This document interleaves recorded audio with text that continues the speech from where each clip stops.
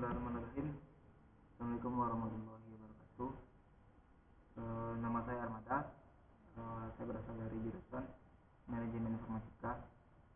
Kali ini saya akan membahas sebuah materi perkuliahan yaitu tentang basis data terdistribusi, di mana materi yang saya sampaikan ini merupakan cakupan dari pertemuan pertama, yaitu tentang database manajemen sistem. Itu salah satunya tempat penyimpanan data, yaitu fragmentasi. Kita lihat penyimpanan data pada sistem terdistribusi itu ada dua bagian. Yang pertama itu adalah fragmentasi data, yang kedua replikasi.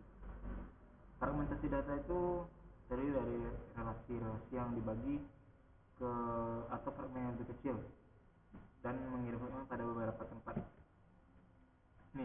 Ini merupakan contoh dari fragmentasi yang ada pada penyimpanan data pada basis data terdistribusi. Ada tiga jenis fragmentasi pada penyimpanan basis data terdistribusi. Yang pertama itu adalah fragmentasi horizontal, yang kedua fragmentasi vertikal, dan yang ketiga fragmentasi campuran. Kita masuk yang pertama kepada fragmentasi horizontal. Sebelum kita masuk pada fragmentasi horizontal, kita bahas dulu mengenai aturan dalam fragmentasi tersebut. Yang pertama itu adalah fragmentasi dalam kondisi lengkap. Dalam kondisi lengkap artinya seluruh data relasi global harus dipetakan ke dalam fragmen. Fragmentasi tidak akan terjadi jika sebuah data item yang dimiliki oleh relasi global tidak dimiliki oleh beberapa fragmen. Selanjutnya, kondisi penyusunan kembali. Harus selalu mungkin untuk menyusun kembali tiap-tiap relasi global dari fragmen-fragmennya. Hanya fragmen-fragmen yang disimpan dalam database terdistribusi yang dapat membangun relasi global melalui operasi penyusunan kembali jika diperlukan. Yang ketiga, kondisi disjoint. Kondisi ini sangat berguna terutama untuk fragmentasi horizontal. Sementara untuk fragmentasi vertikal, kondisi ini kadang-kadang dilanggar. Yang selanjutnya fragmentasi horizontal. Fragmentasi horizontal berisikan tabel-tabel yang dipartisi dari sebuah relasi global ke dalam sejumlah subset R1 dan R2 sampai ke Rn. Tiap-tiap subset berisi sejumlah tabel-tabel dari R. Tiap tabel dari R harus memiliki satu fragmen sehingga relasi yang asli dapat disusun kembali.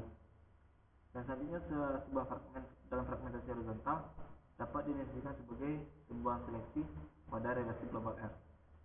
Oleh karena itu, sebuah predikat P digunakan untuk menyusun fragmen RI seperti berikut. RI sama dengan OM-I atau dalam kurung R. Penyusunan kembali dari relasi A dapat diperoleh dengan mengambil gabungan dari seluruh fragmen, seperti yang kita rumus pada bawah ini. Dan selanjutnya kita masuk pada fragmentasi vertikal. Di dalam fragmentasi vertikal, tiap-tiap fragmen RI didefinisikan sebagai rumus seperti di bawah ini, yaitu RI sama dengan P I dalam kurung R. Yang kedua, relasi global dapat disusun kembali dari fragmen-fragmen dengan mengambil natural join, seperti rumus R sama dengan R1, R2, R, dan sampai ke Rn. Fragmentasi vertikal disempurnakan dengan menambahkan sebuah atribut yang disebut tuple identifier atau tuple ID ke dalam skema R. Sebuah tuple ID adalah sebuah alamat logik dari sebuah tuple. Tiap-tiap tuple dalam R harus memiliki sebuah alamat yang unik. Atribut tuple ID sebagai kunci untuk pembawaan skema. Yang ketiga, fragmentasi campuran. Relasi R atau global dibagi-bagi ke dalam sejumlah relasi fragmen R1, R2, R3 sampai ke Rn. Tiap-tiap fragmen diperoleh sebagai hasil baik dari skema fragmentasi horizontal ataupun skema fragmentasi vertikal pada relasi R, atau dari sebuah fragmen yang diperoleh sebelumnya. Cara membangun fragmentasi campuran: menggunakan fragmentasi horizontal pada fragmentasi vertikal, yang kedua menggunakan fragmentasi vertikal pada fragmentasi horizontal. Ini merupakan sebuah contoh dari fragmentasi yang mana depositnya terdiri dari branch name, account number, customer name, dan balance. Yang mana kita lihat pada kolom branch name itu ada height, namanya ada value, dan account numbernya ada berbagai macam, customernya ada lowman, can, dan green. Dan dari balance-nya kita lihat juga berbagai macam. Pada fragmentasi horizontal, contohnya, jika bank hanya memiliki dua cabang, Hillside dan Valleyview, maka ada dua fragmen yang berbeda. Kemudian fragmentasi horizontal dapat diuraikan sebagai berikut. Untuk deposit satunya, Branchland, Hillside. Yang untuk deposit 2, Branchlandnya ada Valleyview.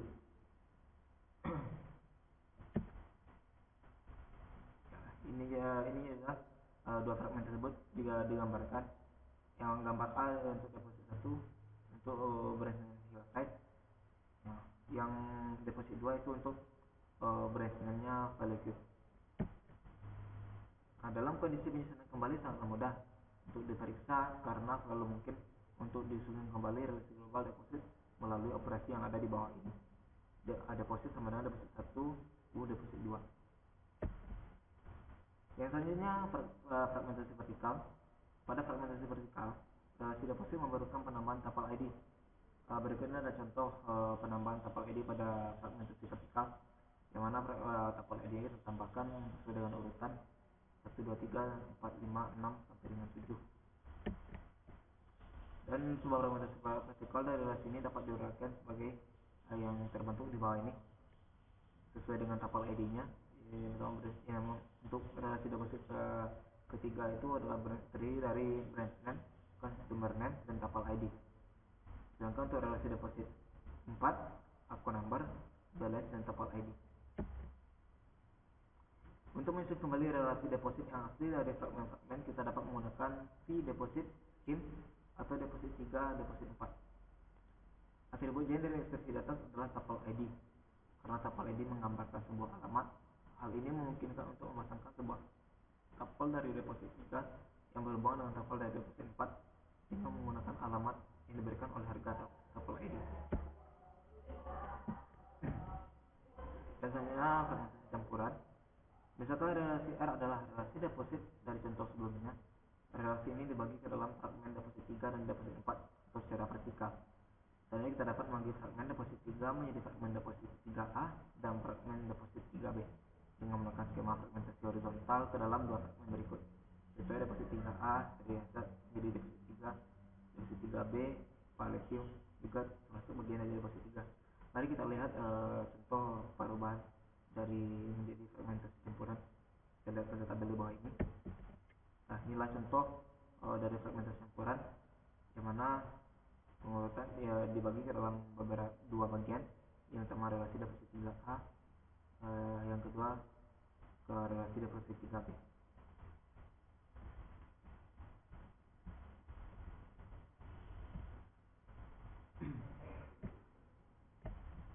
Kita lihat dalam modul lain juga banyak, tidak hanya fragmentasi vertikal, horizontal, dan campuran, tapi ada di sini juga terdapat derived horizontal fragmentation. Nama lain atau beberapa aplikasi mendapatkan dua atau lebih relasi gabungan. Jika disimpan di tempat yang berbeda, mungkin akan memiliki perbedaan yang signifikan di dalam proses penggabungan tersebut. Di dalam fragmentasi ini akan lebih pasti kepada relasi atau fragmen dari relasi di tempat yang sama. Dari derived fragment atau horizontal fragment yang berdasarkan fragmen dari relasi yang utama, istilah anak akan muncul kepada relasi yang mengandung foreign key dan parent pada relasi yang mengandung primary key. Derived fragmentasi dijabarkan dengan menggunakan operasi semi join dari algebra relasional. Jika relasional adalah R, dari relasi parent adalah S, maka fragmentasi derived digambarkan sebagai berikut seperti yang rumus. RI sama RFL sama I besar sama I besar sama W, di mana W adalah nomor dari fragmen horizontal yang telah digambarkan pada S dan F, dan pada S dan F adalah atribut join. Ya, contoh soal untuk penerapan derived fragmentasi.